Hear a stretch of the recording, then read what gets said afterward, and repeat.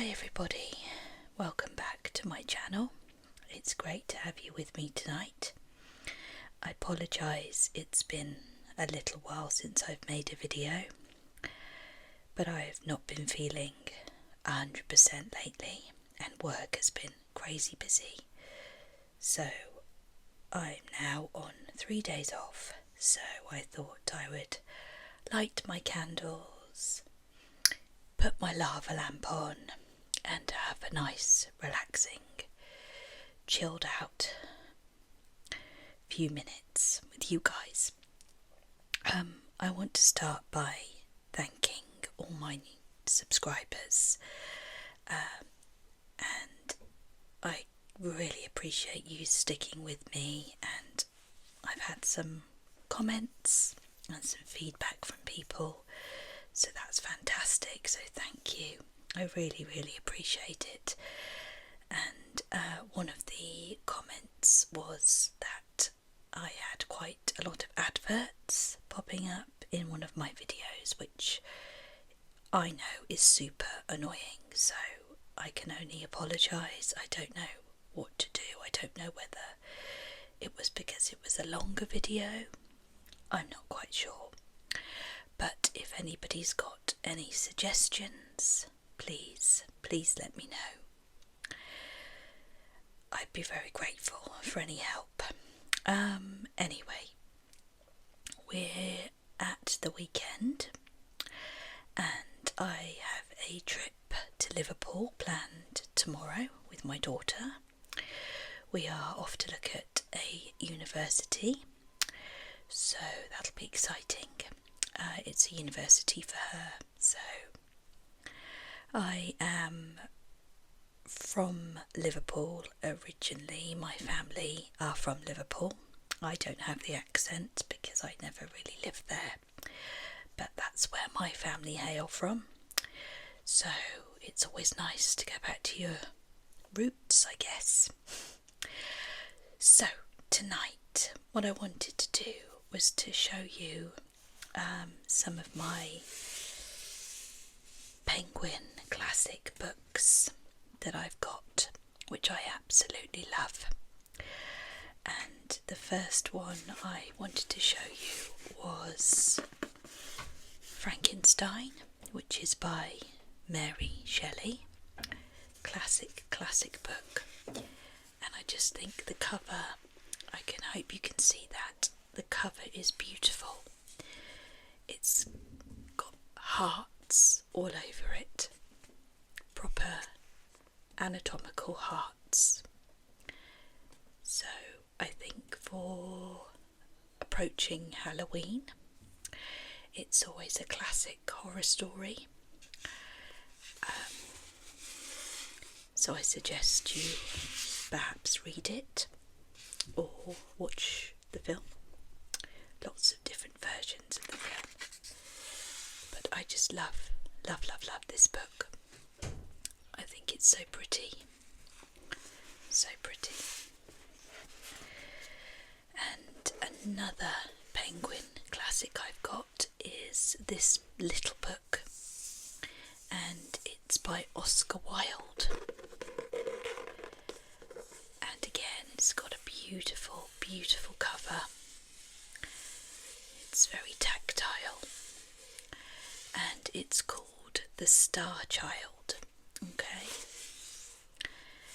what I thought I'd do is read maybe a couple of stories from it. So it's a book that's filled with lots of stories, and my lovely daughter bought this for me for Christmas last year. She knows how much I love my books, and I am a sucker for anything that's beautifully decorated and looks beautiful. So I'm reading by candlelight, so I hope I can see okay. So the first story is called The Happy Prince. High above the city, on a tall column, stood the statue of the Happy Prince. He was gilded all over with thin leaves of fine gold. For eyes he had 2 bright sapphires, and a large red ruby glowed on his sword hilt. He was very much admired indeed. "He is beautiful as a weathercock," remarked one of the town councillors, who wished to gain a reputation for having artistic tastes.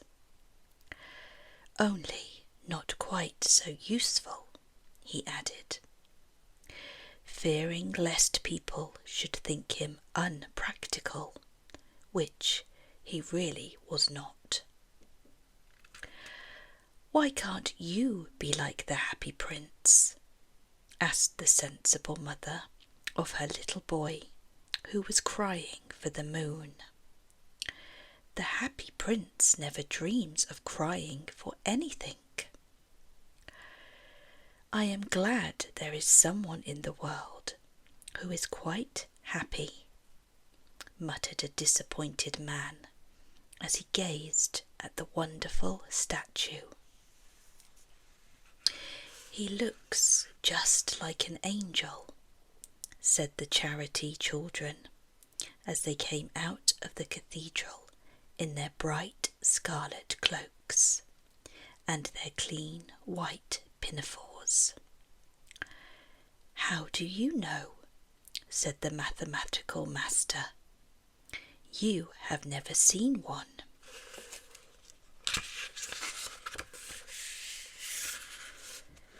"Ah, but we have, in our dreams," answered the children, and the mathematical master frowned and looked very severe, for he did not approve of children dreaming. One night there flew over the city a little swallow. His friends had gone away to Egypt 6 weeks before, but he had stayed behind, for he was in love with the most beautiful reed. He had met her early in the spring as he was flying down the river after a big yellow moth, and had been so attracted by her slender waist that he had stopped to talk to her.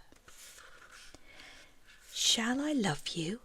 said the swallow, who liked to come to the point at once, and the reed made him a low bow. So he flew round and round her, touching the water with his wings and making silver ripples. This was his courtship, and it lasted all through the summer. "It is a ridiculous attachment," twittered the other swallows. "She has no money and far too many relations." And indeed the river was quite full of reeds.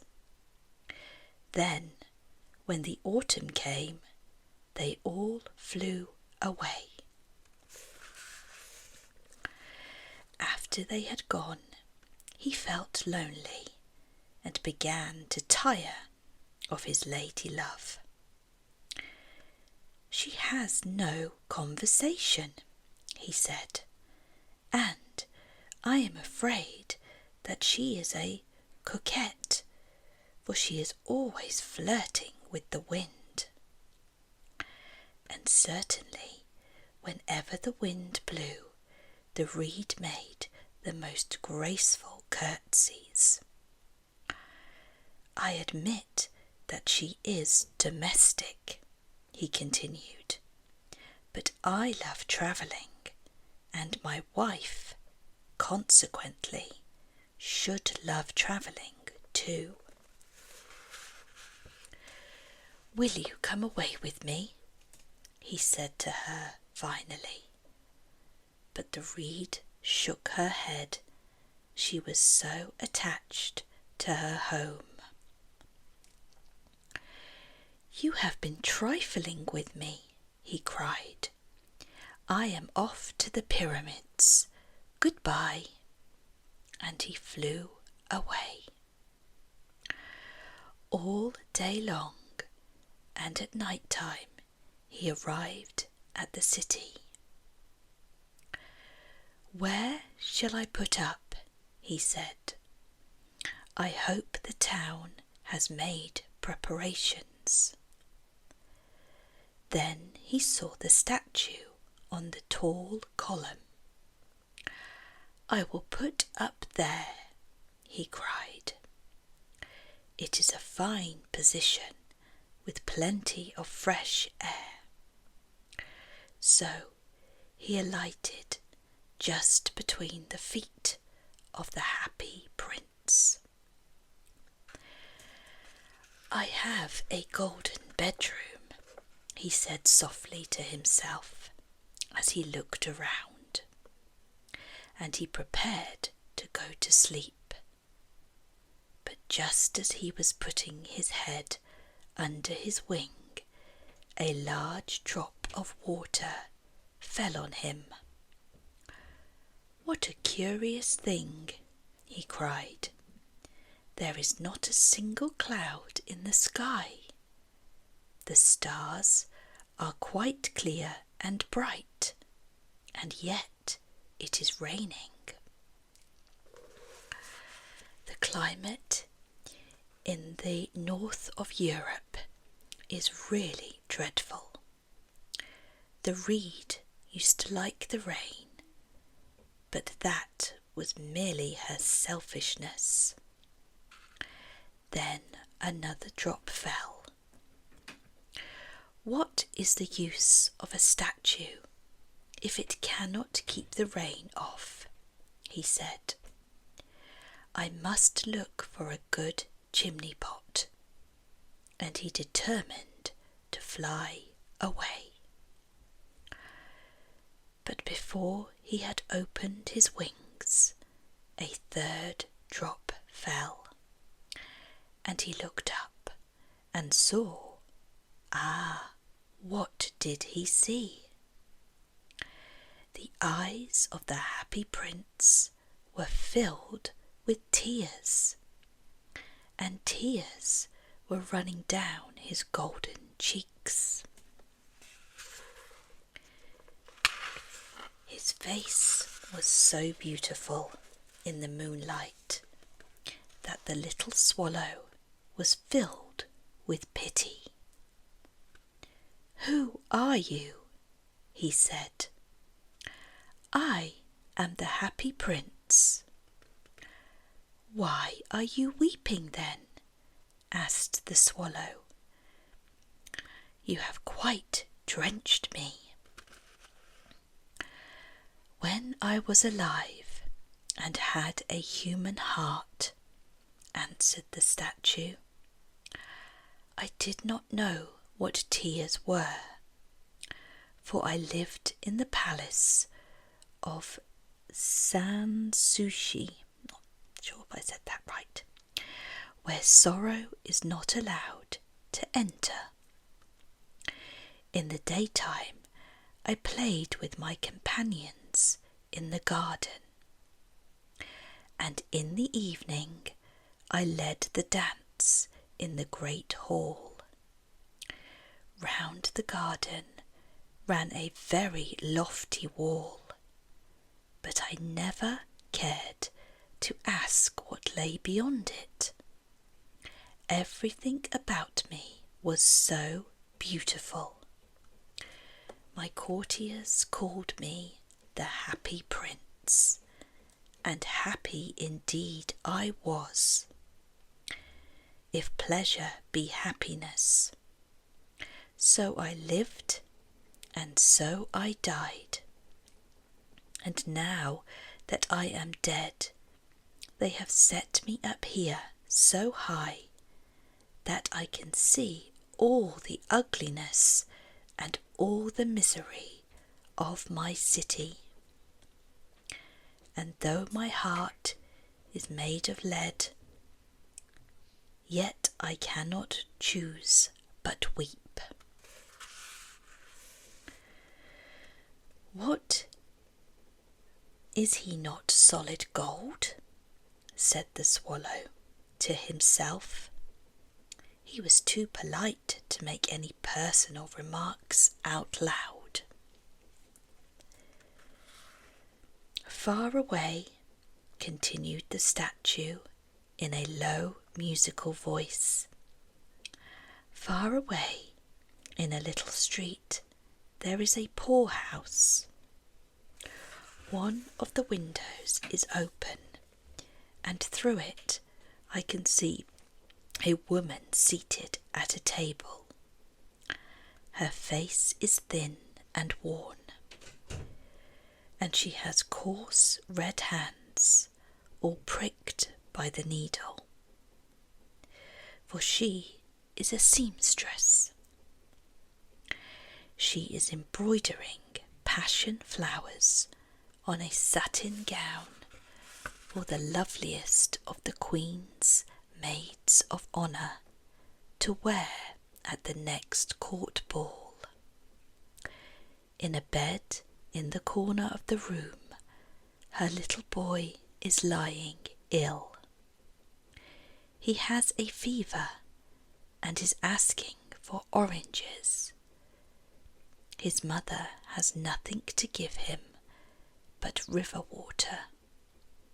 So he is crying, "Swallow, swallow, little swallow, will you not bring her the ruby out of my sword hilt? My feet are fastened to this pedestal, and I cannot move." "I am waited for in Egypt," said the swallow. "My friends are flying up and down the Nile and talking to the large lotus flowers. Soon they will go to sleep in the tomb of the great king. The king is there himself in his painted coffin. He is wrapped in yellow linen and embalmed with spices. Round his neck is a chain of pale green jade, and his hands are like withered leaves. "Swallow, swallow, little swallow," said the prince, "will you not stay with me for one night and be my messenger? The little boy is so thirsty, and the mother so sad." "I don't think I like boys," answered the swallow. "Last summer, when I was staying on the river, there were 2 rude boys, the miller's sons, who were always throwing stones at me. They never hit me, of course. We swallows fly too well for that, and besides, I come of a family famous for its agility. But still, it was a mark of disrespect." But the happy prince looked so sad that the little swallow was sorry. "It is very cold here," he said, "but I will stay with you for one night and be your messenger." "Thank you, little swallow," said the prince. And so the swallow picked out the great red ruby from the prince's sword and flew away with it in his beak over the roofs of the town. He passed by the cathedral tower, where the white marble angels were sculpted. He passed by the palace and heard the sound of dancing. A beautiful girl came out on the balcony with her lover. "How wonderful the stars are," he said to her, "and how wonderful is the power of love." "I hope my dress will be ready in time for the state ball," she answered. "I have ordered passion flowers to be embroidered on it, but the seamstresses are so lazy." He passed over the river and saw the lanterns hanging to the masts of the ships. He passed over the ghetto and saw the old Jews bargaining with each other and weighing out money in copper scales. At last he came to the poorhouse and looked in. The boy was tossing feverishly on his bed, and the mother had fallen asleep. She was so tired.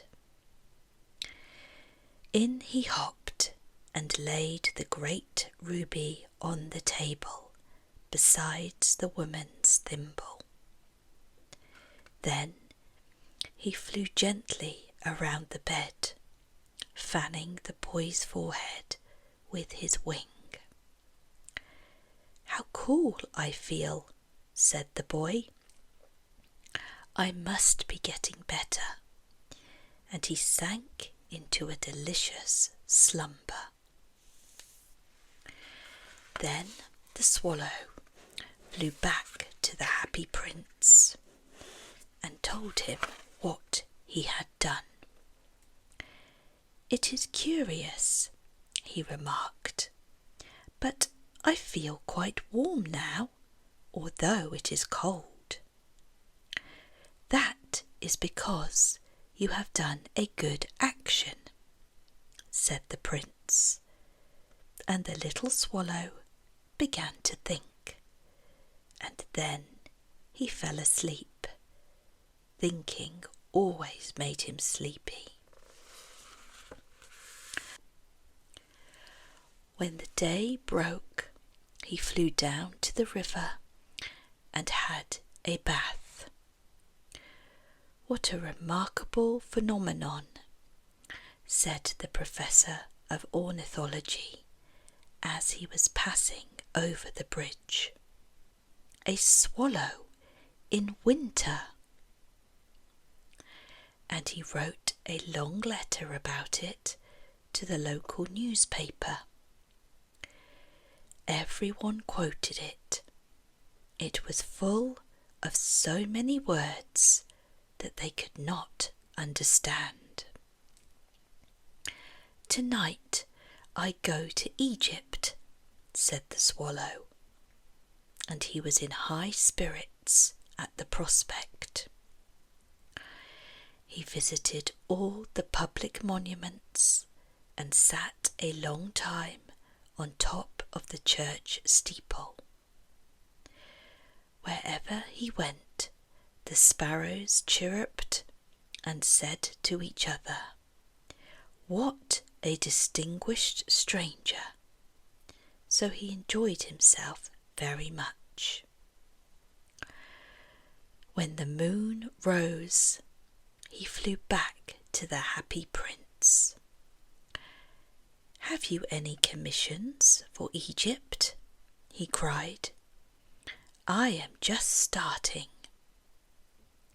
"Swallow, swallow, little swallow," said the prince, "will you not stay with me one night longer?"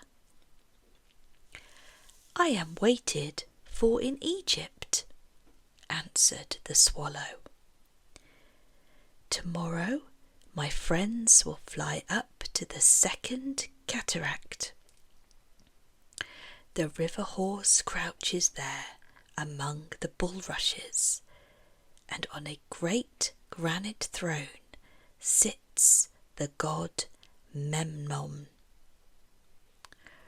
All night long he watches the stars, and when the morning star shines, he utters one cry of joy, and then he is silent.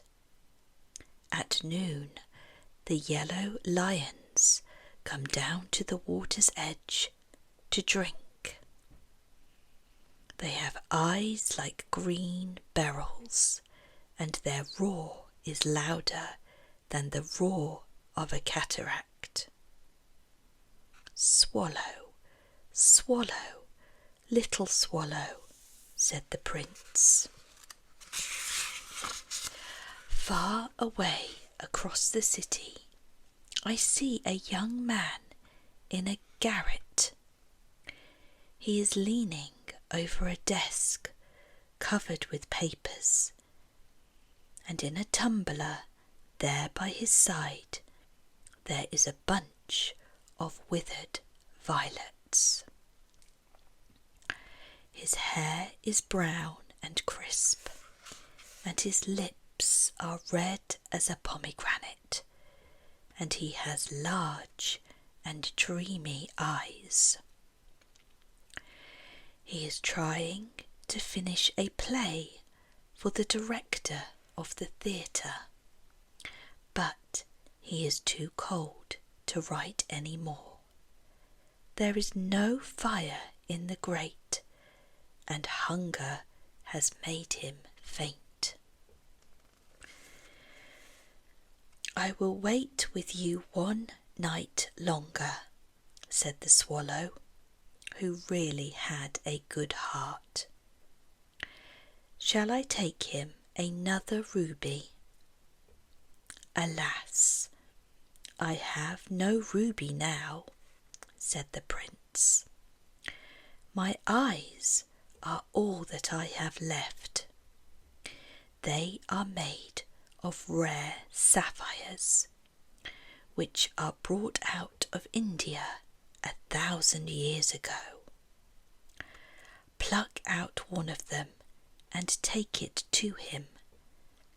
He will sell it to the jeweller and buy food and firewood and finish his play." "Dear prince," said the swallow, "I cannot do that," and he began to weep. "Swallow, swallow, little swallow," said the prince, "do as I command you." So the swallow plucked out the prince's eye and flew away to the student's garret. It was easy enough to get in, as there was a hole in the roof. Through this he darted and came into the room. The young man had his head buried in his hands, and so did not hear the flutter of the bird's wings. And when he looked up, he found the beautiful sapphire lying on the withered violets. "I am beginning to be appreciated," he cried. "This is from some great admirer. Now I can finish my play." And he looked quite happy. The next day the swallow flew down to the harbour. He sat on the mast of a large vessel and watched the sailors hauling big chests out of the hold with ropes. "Heave-a-ho!" they shouted as each chest came up. "I am going to Egypt," cried the swallow. but nobody minded, and when the moon rose, he flew back to the happy prince. "I am come to bid you good-bye," he cried. "Swallow, swallow, little swallow," said the prince, "will you not stay with me one night longer?" "It is winter," answered the swallow, "and the chill snow will soon be here. In Egypt the sun is warm on the green palm trees, and the crocodiles lie in the mud and look lazily about them.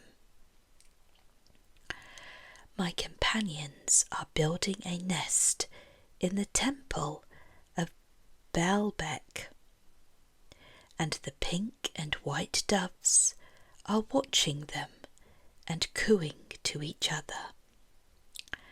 Dear Prince, I must leave you, but I will never forget you, and next spring I will bring you back 2 beautiful jewels in place of those you have given away.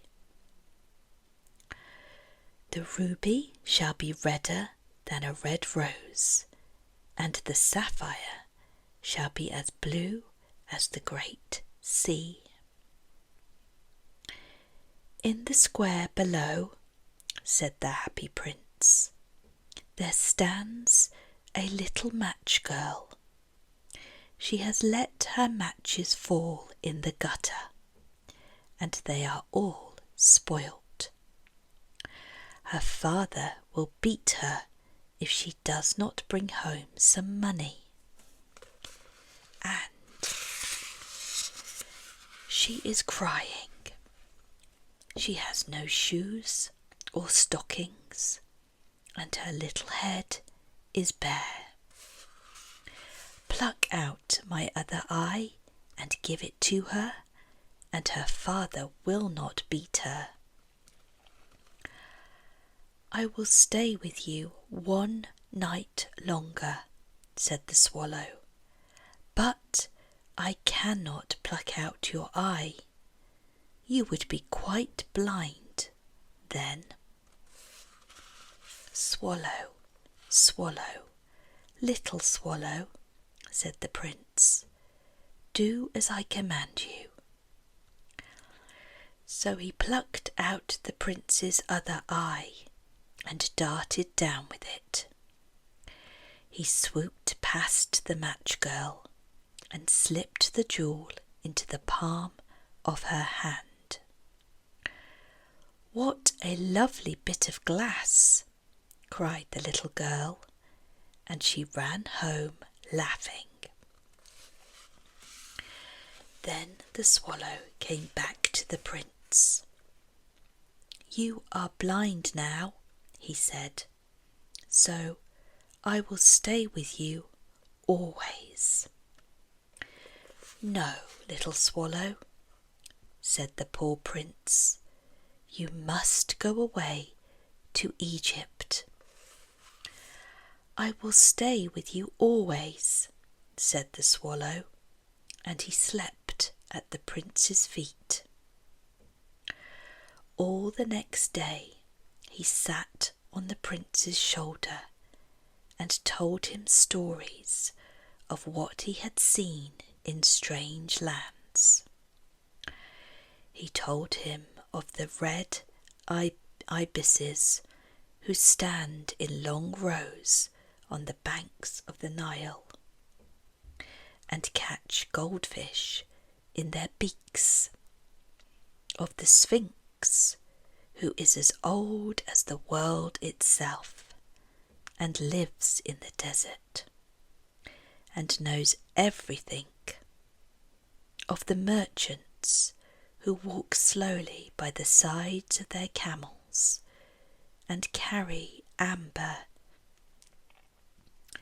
beads in their hands, of the king of the mountains of the moon, who is as black as ebony and worships a large crystal.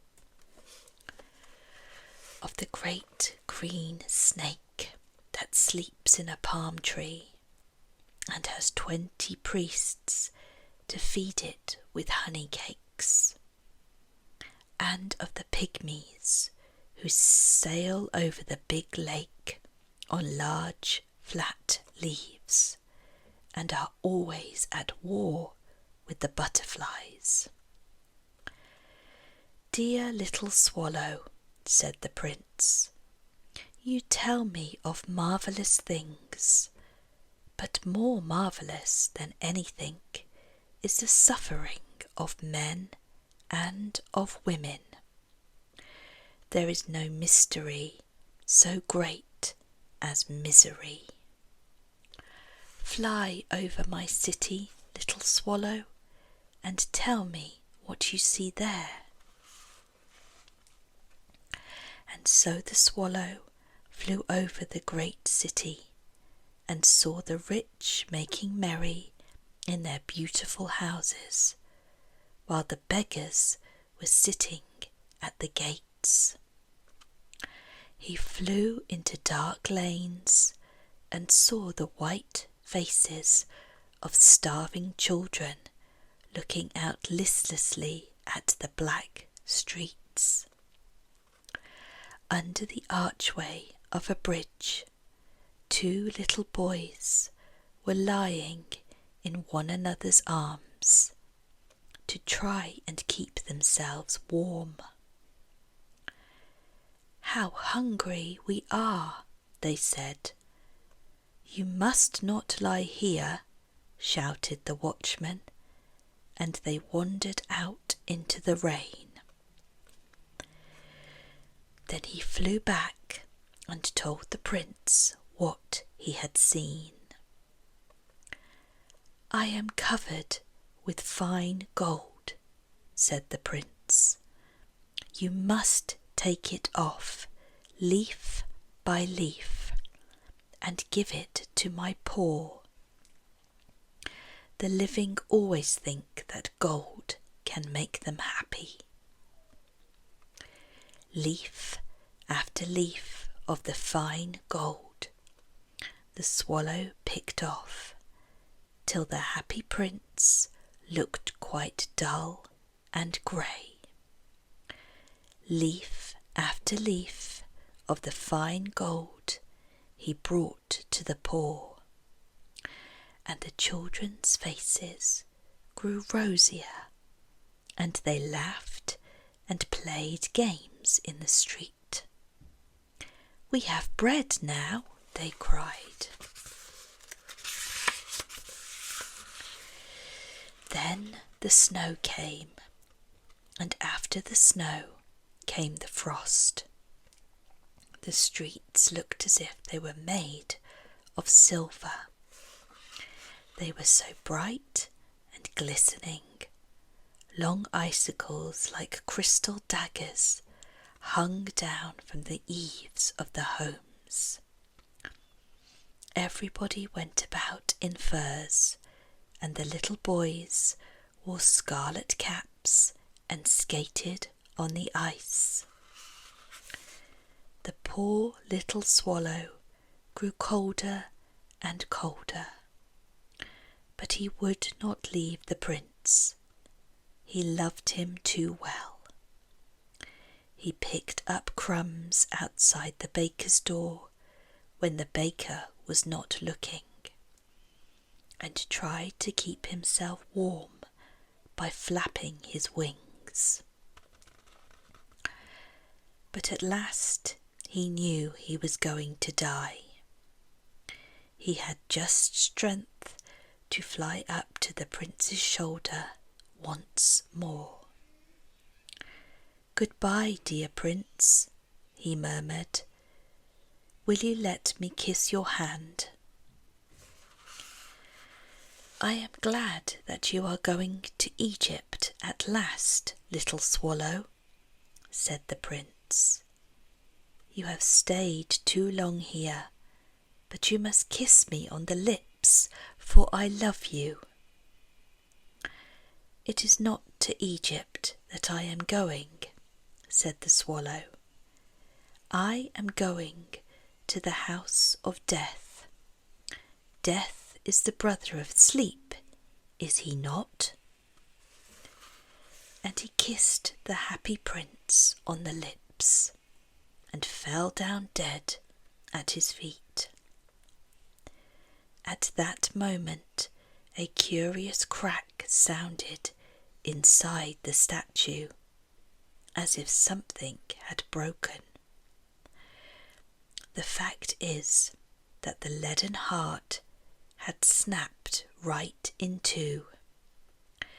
It certainly was a dreadfully hard frost. Early the next morning, the mayor was walking in the square below, in company with the town councillors. As they passed the column, he looked up at the statue. "Dear me, how shabby the Happy Prince looks," he said.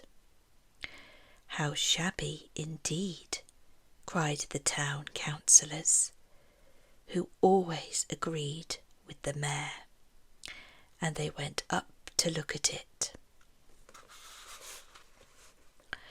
"The ruby has fallen out of his sword, his eyes are gone, and he is golden no longer," said the mayor. "In fact, he is little better than a beggar." "Little better than a beggar," said the town councillors. "And here is actually a dead bird at his feet," continued the mayor. "We must really issue a proclamation that birds are not allowed to die here." And the town clerk made a note of the suggestion. So they pulled down the statue of the Happy Prince. As he is no longer beautiful, he is no longer useful, said the art professor at the university. Then they melted the statue in a furnace, and the mayor held a meeting of the corporation to decide what was to be done with the metal. "We must have another statue, of course," he said, "and it shall be a statue of myself." "Of myself," said each of the town councillors, and they quarrelled. When I last heard of them, they were quarrelling still. "What a strange thing," said the overseer of the workmen at the foundry. "The broken lead heart will not melt. In the furnace, we must throw it away." So they threw it on a dust heap where the dead swallow was also lying.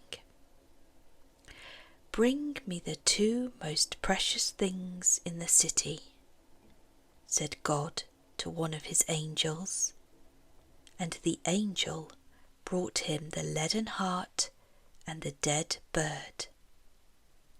"You have rightly chosen," said God, "for in my garden of paradise this little bird shall sing for evermore, and in my city of gold the Happy Prince shall praise me."